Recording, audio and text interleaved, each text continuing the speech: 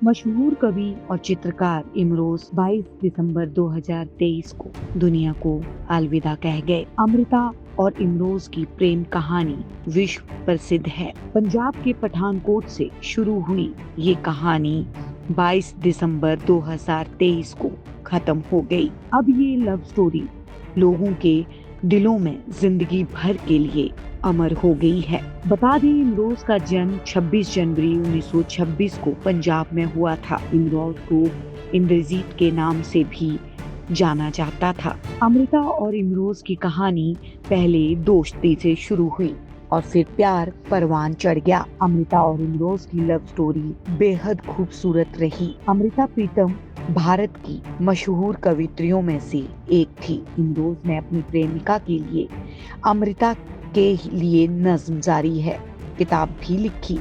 दोनों की कहानी लैला मजनू, हीर रांझा, मिर्जा साहिवान और सोनी महिवाल की तरह याद की जाती है। दोनों 40 साल से एक साथ रह रहे थे। इमरोज का जाना पंजाब के कवियों के लिए बेहद दुखद है। पंजाब वासियों ने जैसे ही इस अशुभ समाचार को सुना था, लोगों में शोक की लहर दौड़ पड़ी थी। इमरोज का नाम इतिहास के पन्नों में दाखिल हो गया। 97 साल के इंद्रजीत ने मुंबई के कांदीवली स्थित अपने आवास पर अंतिम सांस ली थी। करीब 18 साल बाद वे अमृता प्रीतम से शायद फिर मिल पाए और उनकी प्रसिद्ध कृति में तैनू फिर मिलांगी को चरितार्थ कर पाए।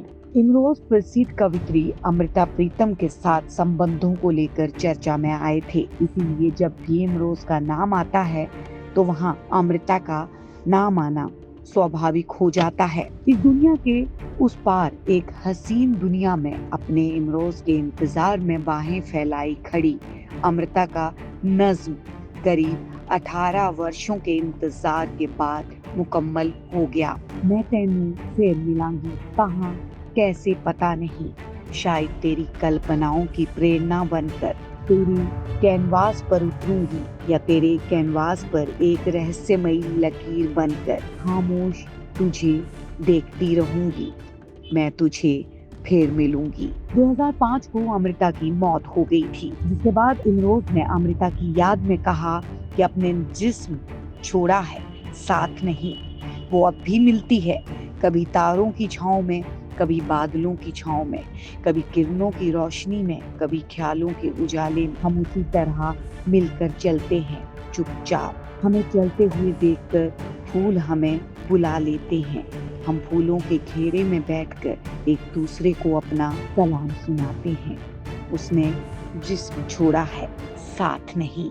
हमेशा याद रखी जाएगी ये प्रेम कहानी। इमरोज और प्रीतम के बीच की यह अनोखी लव स्टोरी भारतीय कला और साहित्य के क्षेत्र में एक खूबसूरत अध्याय है, जिसे इतिहास के पन्नों में बहुत ही खूबसूरत तरीके से याद रखा जाएगा। कहा जाता है कि प्रीतम की सबसे प्रसिद्ध कृतियों में से एक मैं तैनू फिर मिलांगी इमरोज को समर्पित थी। जब अमृता को राज्यसभा के लिए मनोनीत किया गया तो इमरोज प्रत्येक दिन उसके साथ संसद भवन जाते थे और बाहर बैठकर उनका इंतजार करते थे। लोग उन्हें कभी कभी ड्राइवर भी समझ लेते, लेकिन उन्हें इससे कोई फर्क नहीं पड़ता था। उन्होंने तो अमृता के लिए कई अच्छी नौकरियों को भी ठुकरा दिया था। इमरोज ने अमृता के लिए एक किताब लिखी थी जिसका नाम अमृता के लिए नज्म जारी है।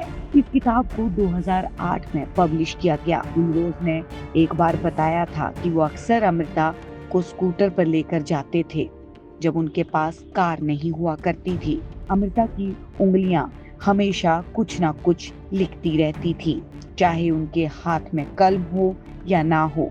उन्होंने कई बार पीछे बैठकर इमरोज की पीठ पर साहिर का नाम लिख दिया। इससे उन्हें पता चला कि वो साहिर को कितना चाहती थी। इमरोज ने कहा, लेकिन इससे फर्क क्या पड़ता है, वो उन्हें चाहती है तो चाहती है, मैं भी उन्हें चाहता हूँ। मोहब्बत में इतनी आजादी भला कहाँ देखने को मिलती है। इसीलिए इमरोज के लिए ये कथन बिल्कुल सटीक है कि मुश्किल है इमरोज होना, रोज रोज क्या एक रोज होना। अमृता की एक गजल जो आज भी याद की जाती है। कलम ने आज गीतों का काफिया तोड़ दिया। मेरा इश्क ये किस मुकाम पर आ गया है। देख नजर वाले तेरे सामने बैठी हूँ, मेरे हाथ से हिज्र का कांटा निकाल दे। आप देख रहे हैं सौगंध टीवी, सौगंध वतन की।